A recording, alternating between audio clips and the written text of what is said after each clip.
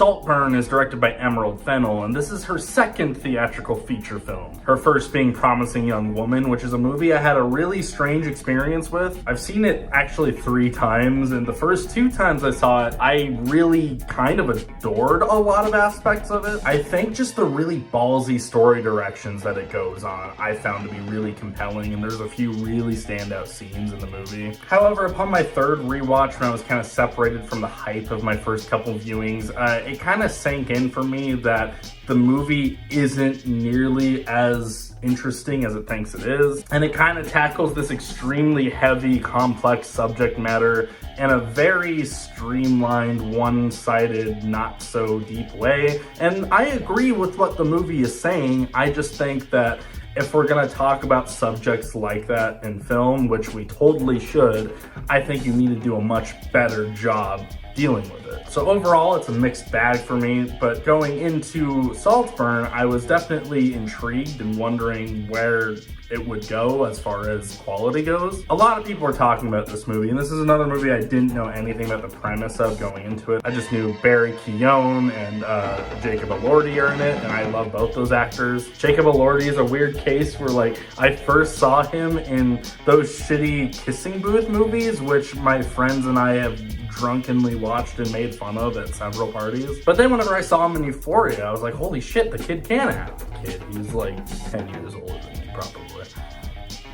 But a lot of people are really talking about this movie, and that's because this is a really crazy, strange movie.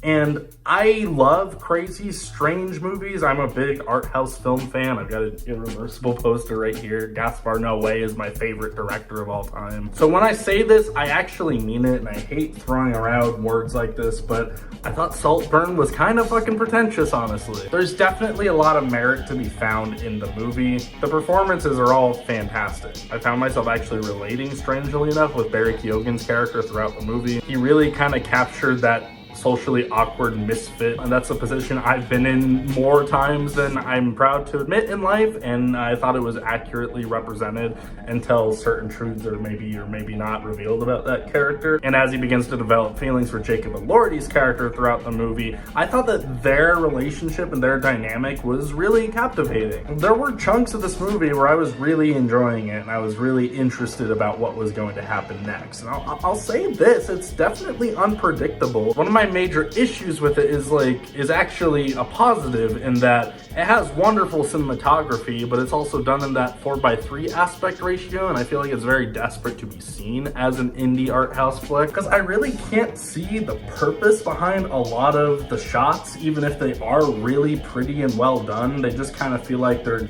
done that way so people go like, ooh, this is a really pretty shot, as opposed to it holding any sort of thematic merit. And I can say the exact same for a number of sequences in the movie where it's like I'm enthralled, and I'm very delighted that Emerald Fennell had the balls to, do certain things in the movie. But at the same time, I feel like it was also just constructed to be like, oh, this is the movie where Barry Keoghan does this, and this is crazy and fucked up. But none of it felt all that cohesive to me, and in general, I felt like the movie had stretches where I was invested, but it also had other stretches where I was really bored. None of the characters are super likable, and I think that's, by design. But unfortunately, sometimes they fall into traps of not being interesting. I love me a super flawed character. Taxi Driver is one of my favorite movies. I know that's the obvious example of a movie with a messed up protagonist. All I'm saying is there's a way to do it, and I don't think this movie accomplished that very well. That being said, there's clear talent with Emerald Fennell. There's clearly something there. I think that she should actually do something not necessarily more conventional, but I would like to see her do a hangout movie or something. She's got an ear for dialogue. Her characters are really fun to listen to, and I think that if she played that up and just kind of made not necessarily a stereotypical comedy, but just something a little more simple and streamlined, I think she might be able to make a really great movie. And I feel bad saying that. Usually I'm kind of break out of the mold and give us something new and creative and original. But I don't know if this type of movie is necessarily the ballpark she should be working in. I know I'm complaining a lot about this movie, but I am glad I saw it. It is extremely creative and very ambitious, super unique, and I do recommend checking it out because it is a discussion piece for sure, and I think that a lot of people really love this movie. It's extremely divisive. Definitely not great. I think it could have been a lot better, but still, like, it's cool that we have a movie like this right now. Even if it doesn't fully land for me, I'm always happy to get wildly original movies. And I think that you should make your own opinion of it overall. That being said, me personally, I would give it a mild 6 out of 10.